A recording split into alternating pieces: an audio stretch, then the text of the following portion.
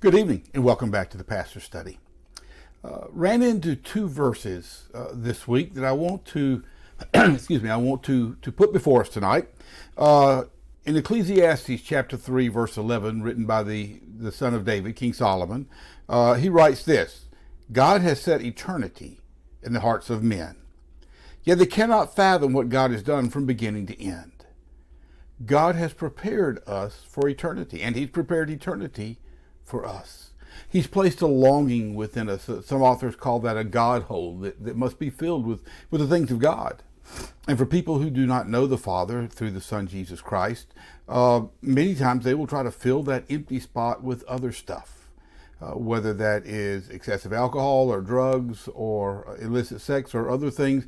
They will try to fill that spot that longs for something greater than us with other things. And of course, the enemy of our souls is right there to lead us astray when we're in that situation, to say, well, you need this or you need that, or doesn't this look like it would be wonderful? Anything to draw us away from what God has prepared for us. Some 950 years later, the Apostle Paul writes this in 1 Corinthians chapter 2, verse 9. He said, however, it is written that no eye has seen, nor ear has heard, nor mind has conceived what God has prepared for those who love Him. Now, Paul is quoting Isaiah, but the mindset is still the same. God has something greater prepared for us than what we can experience here on earth. Imagine the most important thing in your life, whether that's your spouse or your children or your pickup truck or whatever it may be, whatever the thing that is most important, most valuable to you in your life. It pales by comparison with what God has for us. We can't even begin to imagine. Some verses later in 1 Corinthians chapter 13, what we know as the love chapter, Paul writes, now we see dimly as through a glass. We might say we see dimly today as if we're trying to look through tinted glass or heavily tinted glass. That is, we can only see vague outlines of what's on the other side. Certainly Scripture gives us some ideas, a place of perfect peace, no stress, no worries, no tears, no illness, and the list goes on and on and on, and yet that still doesn't begin to approach what we will experience for those of us who will spend eternity in the Father's presence. Certainly worship around the throne, basking in the glow of His love and His divinity.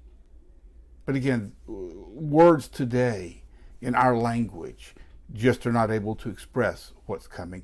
Even our imaginations, as vast as they are and as capable as they are, Paul says even our imaginations cannot imagine what's coming for us.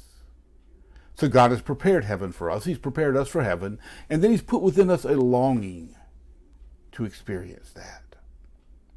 So my question for you tonight is this: are you prepared? I'm not asking you if your name is on a church membership roll someplace, or you attend someplace some church on a regular basis. I'm really not even asking you if you've been to an altar sometime in your past. What I'm asking you is, what is the state of your relationship with Jesus Christ? John chapter 3, verse 16 tells us that without that relationship, nothing else matters. It doesn't matter how many decades you've sat in church pews. It doesn't matter whether your name is on spot number 1 on your church's membership roll. None of that matters in light of eternity. What matters is, have we filled that God spot with God? Or have we built our relationship with Him through His Son, Jesus Christ? Are we looking forward to that which we can't even conceive or imagine? I hope you have. And that's why I want to bring this up today. Because the truth is that none of us is guaranteed tomorrow. We know one thing for certain: we shall all die. Unless we're here at the rapture, we will all die. The only question is how and when. And generally, we do not get to control that. So don't think you can put it off till tomorrow. Don't think that it's something you can take care of next Sunday if and when the pastor gives an altar call. If you're not prepared for eternity tonight, then you need to take care of that tonight. and either start your relationship with the Lord, or maybe refresh it. Paul talks about in one place a rebaptism, not going back into the water again, but a fresh infilling of His presence and His Spirit. We all need those times of refreshing, and perhaps that's what you're missing right now.